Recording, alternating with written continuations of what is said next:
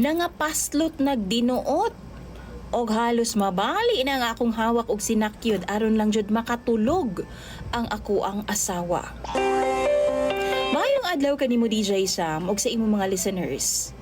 Nagpadala ko aning ako ang saysay online kay wa naman ko kaagwanta aning akong asawa. Nga feeling nako wa na gyud na mao ang iyang tirada. Tawagan na lang ko sa pangalang Brian. 29 anyos nako. Duha na mi katuig nga minyo sa ako ang misis nga itago na lang pud nato sa pangalang Kai. Si Kai DJ Sam, una namong panag-ipon, dili jud ni siya mahilig sa sex.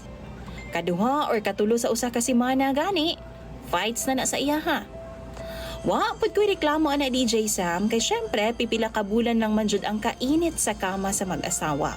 Sa tinuod lang, siguro sa bag-o, pero magkadugay mawa lamang gid ng kahigal sa mag-asawa.